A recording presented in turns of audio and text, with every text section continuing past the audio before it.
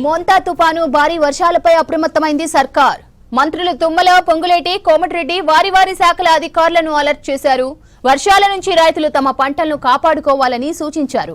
తొందరపడి పంటలను అమ్ముకోవద్దని తెలిపారు. లోతట్టు ప్రాంతాల ప్రజలు అప్రమత్తంగా ఉండాలన్నారు. మరోవైపు భారీ వర్షాలతో ఉమ్మడి ఖమ్మం జిల్లా కలెక్టర్లతో ఫోన్లో మాట్లాడారు. ప్రజలకు ఇబ్బందులు లేకుండా చర్యలు తీసుకోవాలని సూచించారు.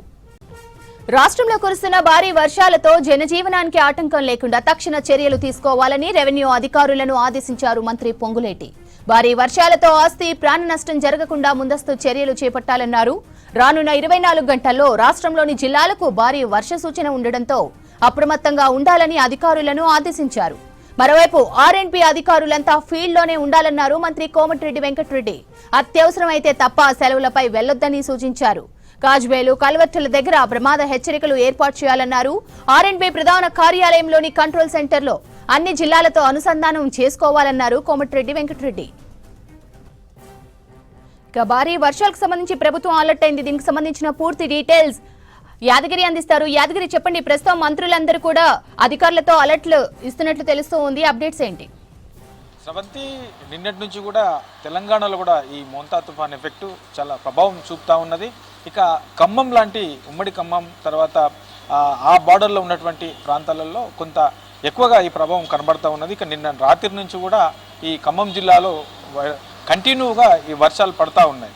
అయితే దీన్ని దృష్టిలో పెట్టుకుని రాష్ట్ర వ్యాప్తంగా కూడా ఆ అధికారులను, ఆయా మంత్రులు, ఆయా శాఖలకు సంబంధించి అధికారులందరినీ కూడా అలర్ట్ చేస్తూ ఉన్నారు. సో ఇప్పటికే మంత్రి తుమ్మల నాగేశ్వరరావు ఖమ్మం జిల్లాతో పాటు భద్రాద్రి సంబంధించినటువంటి ఆ చుట్టుపక్కల ఉన్నటువంటి అధికారులతో మాట్లాడారు. తర్వాత ఆ జిల్లా కలెక్టర్లతో మాట్లాడి అక్కడ ఉన్నటువంటి సిచ్యువేషన్ తెలుసుకున్నారు. సో ఇప్పటి వరకు కంటిన్యూగా వర్షం నిన్న నుంచి కూడా కురుస్తున్నది కాబట్టి అక్కడ ఉన్నటువంటి సిచ్యువేషన్ ఏంటి, తుఫాన్ ఎఫెక్ట్ ఎట్లా ఉన్నది, తర్వాత వాతావరణ శాఖ సూచిస్తున్నటువంటి సూచనల ప్రకారం ఎట్లాంటి జాగ్రత్తలు తీసుకుంటున్నారు, ఇట్లా కలెక్టర్ని అడిగి ఎప్పటికప్పుడు పలు సూచనలు చేయడంతో పాటు అప్రమత్తంగా ఎక్కడెక్కడ ఎట్లా ఉండాలనే దాని మీద కీలకమైనటువంటి సూచనలు మంత్రులు చేస్తూ ఉన్నారు. ఇక మేజర్గా ఈ టైంలో పంటలు పండించినటువంటి పంటలన్నీ కూడా అమ్ముకోవడానికి, మేజర్గా ఈ వరి ధాన్యానికి సంబంధించి, తర్వాత పత్తికి సంబంధించినటువంటివి, మొక్కజొన్నకు సంబంధించి, సో ఇవన్నీ కూడా అమ్ముకోవడానికి కొనుగోలు సెంటర్లకు రైతులు తీసుకొస్తుంటారు.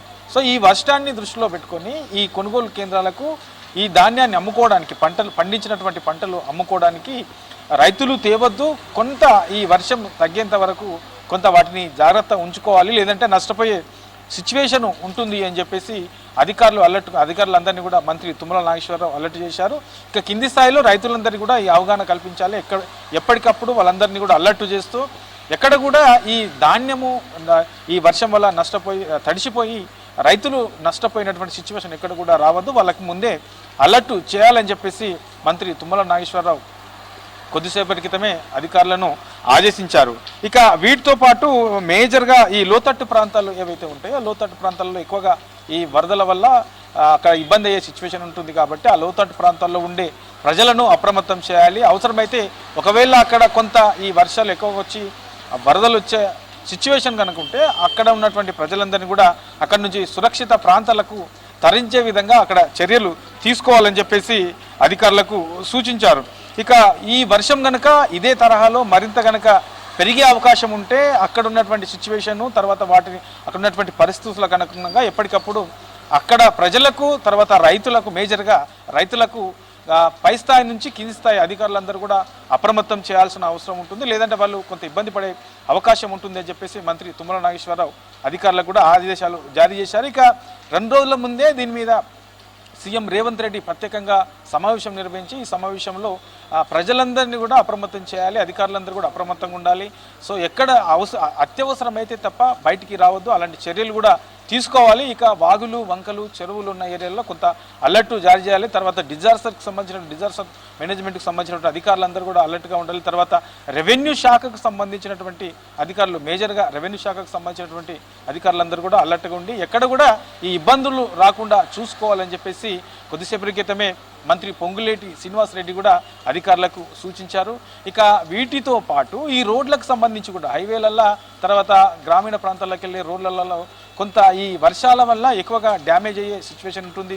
ఇక రోడ్ల మీద నీళ్లు కనుక నిలిస్తే ఆ నీళ్ళ వల్ల ఎక్కడ గుంతలు ఉన్నాయో తెలియదు, ఏ రోడ్డు ఎక్కడ ఖరాబ్ అయిందో తెలియని సిచ్యువేషన్ ఉంటుంది. కొన్ని ఏరియాలో రోడ్లు కొట్టుకోయే సిచ్యువేషన్ కూడా ఉంటుంది. కాబట్టి అలాంటి దాంట్లో అక్కడ ఆర్ఎండ్బి అధికారులంతా కూడా అప్రమత్తంగా ఉండాల్సిన అవసరం ఉంది.